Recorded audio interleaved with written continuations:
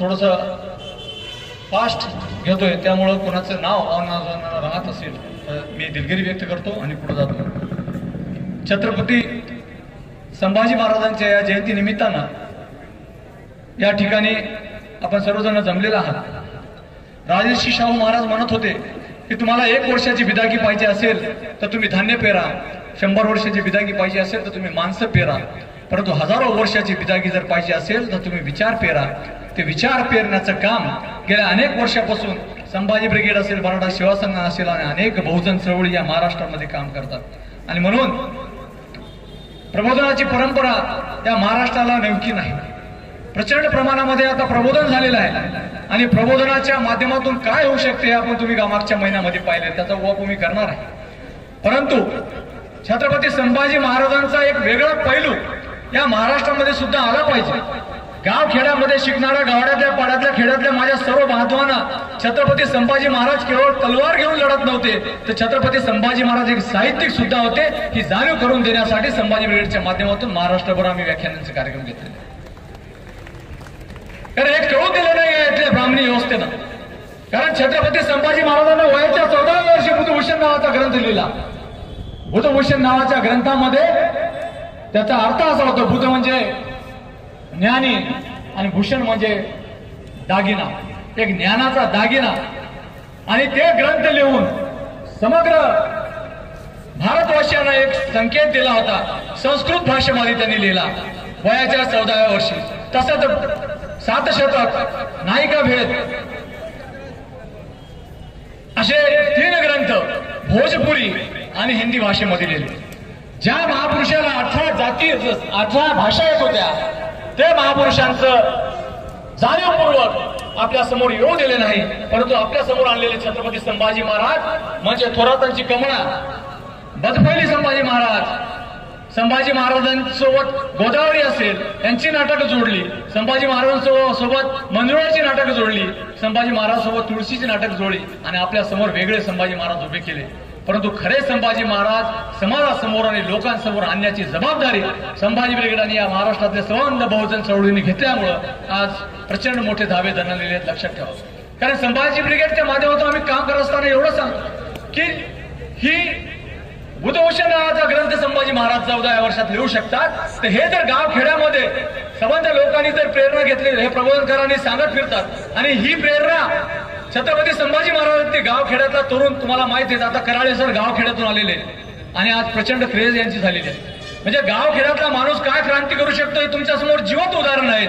तर छत्रपती संभाजी महाराजांच्या विचाराची प्रेरणा घेऊन भारतभरातले अनेक कार्यकर्ते गावखेड्यातून तयार होत होते, परंतु ते तयार होणे म्हणून जाणीवपूर्वक त्यांचं चरित्र हनन करून त्यांचं चरित्र थांबवण्याचं काम या महाराष्ट्रात केलं. ते आता नव्या पद्धतीनं लिखाण करण्याचं काम संभाजी ब्रिगेडच्या माध्यमातून आपण करतो. आणि म्हणून आज तथागत गौतम बुद्धांची जयंती सुद्धा आपण इथं साजरी करतो. मी या अनुषंगाने छत्रपती संभाजी महाराजांचं साहित्य वाचल्यानंतर आपल्याला लक्षात येईल की छत्रपती संभाजी महाराजांच्या साहित्यावर तथागत गौतम बुद्धांचा आणि कृष्णांचा प्रगडा आहे. तथागत गौतम बुद्धांच्या विचाराचा सुद्धा पगडा छत्रपती संभाजी महाराजांच्या त्यांच्या लिखाणावर आहे. आणि म्हणून शंभूराजांच्या आयुष्यातील अनेक घटना ह्या गौतम बुद्धांच्या आयुष्याशी जुळताना आपल्याला आढळतात. त्यासाठी मी काही उदाहरण तुम्हाला देणार आहे की छत्रपती संभाजी महाराजांचा आणि तथागत गौतम बुद्धांच्या कशा घटना आढळतात. तर दोघेही राजपुत्र होते, दोघेही अत्यंत बुद्धिमानी आणि दयावान होते, दोघांचे वडील स्वतंत्र राज्य होते, दोघांनाही वडिलांनी सर्वश्रेष्ठ शिक्षण दिले, दोघांनाही तरुण वयात स्वतंत्र राज्य कारभार सांभाळायला लागला, दोघांनाही मंत्र्यांच्या वादास तोंड द्यावे लागले, दोघांच्याही पत्नींच्या नावात साधर्म्य आहे. तथागत गौतम बुद्धाच्या पत्नीचं नाव यशोधरा आहे, छत्रपती संभाजी महाराजांच्या पत्नीचं नाव यशोबाई आहे. दोघींनीही अत्यंत सामर्थ्याने परिस्थितीवर विजय मिळवला. घरसमूहामध्ये एकता टिकावी यासाठी सिद्धार्थाने ग्रहत्याग करावा लागला, तर स्वराज्य टिकावे यासाठी वयाच्या 9व्या वर्षी छत्रपती संभाजी महाराजांना मुघलांकडे ओलीस राहावे लागले. दोघांनी आपल्या ज्ञानाचा उपयोग जनसामान्यांना व्हावा यासाठी उद्बोधन केलं. दोघांनीही भगव्या रंगाचा स्वीकार केला, दोघांनाही स्वत आणण्याचे प्रयोग केले, दोघांनी आयुष्याच्या शेवटच्या घटकेपर्यंत सामाजिक एकता व स्वातंत्र्यासाठी प्रयत्न केलेत आणि दोघांचेही लिखाण परदेशात मूळ स्वरूपात गेलेत, कारण भारतामध्ये त्यांचे लिखाण दडपण्यामध्ये आले आणि म्हणून ते छत्रपती संभाजी महाराज आणि तथागत गौतम बुद्ध हे वैश्विक झालेले आहेत. लक्षात घ्या, दोघेही आपापल्या क्षेत्रात सर्वश्रेष्ठ ठरले, जनमान्य झाले. हा कोणताही योगायोग नसून शिव कुळातील इतिहासाची पुनरावृत्ती होय. आणि म्हणून यावरून आपणास लक्षात येते बांधवांनो की शिवकुळाचा वारसा व वसा समजू आपण यामध्ये समजू शकतो. ईश्वरसन पूर्वीचे 6व्या शतकातील तथागत गौतम बुद्ध व 17व्या शतकातील छत्रपती संभाजी महाराज हे शिवकुळाचे मानबिंदू ठरतात व जनसामान्याचे प्रेरणास्थान ठरतात. आणि म्हणून तथागत गौतम बुद्धाचे धर्मत्व धर्मक्षेत्रातील पथदर्शक ठरले, तर छत्रपती संभाजी महाराजांचे राजकीय तत्व राजकारणातील पथदर्शक ठरले. आणि म्हणून स्वतंत्र भारताच्या राज्यघटनेत तथागत भगवान गौतम बुद्धाने समताधिष्ठ समाज जीवन आले, तर राजनीतीत छत्रपती संभाजीराजांच्या दंडनीतीचे अनुकरण समाविष्ट झाले. आणि म्हणून या अनुषंगाने छत्रपती संभाजी महाराज आणि तथागत गौतम बुद्ध यांचे विचार तथागत गौतम बुद्धांच्या विचारांचा प्रभाव त्यांचा पगडा छत्रपती संभाजी महाराजांवर कसा होता या अनुषंगाने तुमच्यासोबत मी काही गोष्टी आपल्या समोर ठेवलेल्या आहेत. परंतु बांधवांनो, आज या जयंतीनिमित्त मी 2 मागण्या या ठिकाणी मागणार आहे, कारण छत्रपती संभाजी महाराज हे वैश्विक आहे. कारण तुम्हाला सांगतो, तथागत गौतम बुद्ध यांचे विचार हे वैश्विक आहे. ज्या वेळेस परदेशी लेखक आपल्या रवींद्रनाथ टागोरांना भेटला आणि त्यांना विचारलं की या भारताची ओळख एका वाक्यामध्ये तुम्ही काय देणार, तर त्यावेळेस रवींद्रनाथ टागोरांनी सांगितलं छत्रपती शिवाजी महाराज आणि छत्रपती संभाजी महाराजांचा पराक्रम आणि तथागत गौतम बुद्धाचं तत्वज्ञान या भारताची ओळख आहे. एका वाक्यामध्ये छत्रपती संभाजी महाराज, शिवाजी महाराज आणि तथागत गौतम बुद्ध या देशाला दिलेले एक प्रचंड मोठी आपलं हे आहे. आणि म्हणून आपण सर्वांनी या अनुषंगाने विचार केला पाहिजे. आणि म्हणून संभाजी ब्रिगेडच्या माध्यमातून आम्ही मागणी करत असताना काही मागण्या आम्ही ठेवलेल्या आहेत. काल बुधभूषण नावाचा ग्रंथ अमरावती येथे पुनर्मुद्रित झाला. 3 फूट बाय 5 फूट आणि 11 इंच त्याची जाडी आणि 124 किलोचा ग्रंथ, जगातला सर्वात मोठा ग्रंथ काल संभाजी ब्रिगेडच्या माध्यमातून अमरावती येथे आपण प्रदर्शित केला. आणि ह्या ग्रंथाची दिंडी आपण सर्व भारतभर घेऊन जाणार आहेत की सर्व लोकांना बुधभूषणाचा ग्रंथ समजला पाहिजे, बुधभूषणामधले विचार समजले पाहिजेत. ते विचार जर आपण जतन केले तर नव्याने स्वराज्य निर्माण करण्याची वेळ आपल्याला वेगळ्या पद्धतीने येणार नाही. स्वराज्य आपण निर्माण करू शकतो आणि ही ताकद तुमच्या आमच्या सर्व कार्यकर्त्यांच्या, सर्व तरुणांच्या हातात आता येणाऱ्या काळामध्ये येणार आहे. म्हणून या तरुणांनी सगळ्या पद्धतीने जागृत राहिले पाहिजे. म्हणून संभाजी ब्रिगेडच्या माध्यमातून काही मागणी आपण केलेली आहे की मुंबई विद्यापीठाला छत्रपती संभाजीराजांचे नाव दिले पाहिजे.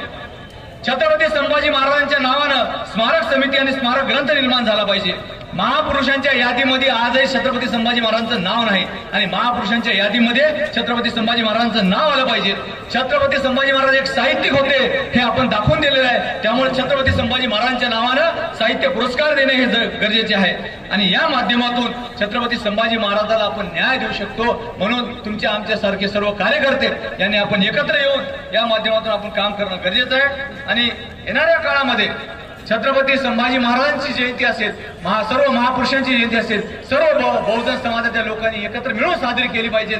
महापुरुष कोणत्या जाती धर्माचे, पंथाचे आणि समाजाचे नसतात. महापुरुष महापुरुष असतात. त्यांचं स्मरण आपलं स्फुरण ठेव हीच आपण प्रार्थना केली पाहिजे. परंतु अलीकडच्या काळामध्ये महापुरुषांची विटंबना करण्यात येत आहे आणि राजकारणाची किळस यावी असं राजकारण या महाराष्ट्रामध्ये होताना दिसत आहे. म्हणून हे सुद्धा कुठेतरी आपण बदल केला पाहिजे. यासाठी आता जास्त वेळ नसल्यामुळं मी काही या अनुषंगाने बोलणार नाही. परंतु आता वर्तमान परिस्थितीमध्ये राजकीय व्यवस्था परिवर्तन जर करायचं असेल तर तुम्हा आम्हाला सर्व तरुणांना एकत्र येऊन बॅलेट बॉक्स मधून नवी क्रांती घडवून आणावी लागणार आहे. कारण वर्तमान परिस्थितीतलं राजकारण हे पेड राजकारण झालेले, सुपारी राजकारण झालेले मागच्या काळामध्ये तुम्हाला आपण पाहिलेलं आहे. आणि म्हणून ह्या वेगळ्या महाराष्ट्र अशांत करण्यासाठी काम करत आहेत. महाराष्ट्रामध्ये दंगली व्हाव्या अशी मानसिकता आहे. परंतु गेल्या अनेक वर्षापासून तुमच्यासारखे हजारो तरुण आणि विचारपीठावर बसलेल्या सर्व लोकांनी महाराष्ट्र प्रबोधित करून ठेवला. त्यामुळं कितीही आव्हानं केली तरी हिंदू, मुस्लिम आणि दलित, मराठा आणि अशा कुठल्याच दंगली या महाराष्ट्रात झाल्या नाही. याचं श्रेय सर्व बहुजन चळवळीला आहे ज्यांनी या महाराष्ट्रात प्रबोधन केलं आहे. आणि म्हणून या अनुषंगानं सर्वांना या निमित्तानं मी हार्दिक शुभेच्छा देताना एकच सांगतो की छत्रपती संभाजी महाराजांचा इतिहास आम्ही सर्वांनी जतन केलं पाहिजे आणि तथागत गौतम बुद्धांचे विचार आचरणात आणलं पाहिजे. हे जर आपण आचरणात आणलं तर नव्या युगाची क्रांती घडायला काहीच वेळ लागणार नाही. एवढं या प्रसंगी बोलतो आणि आजच्या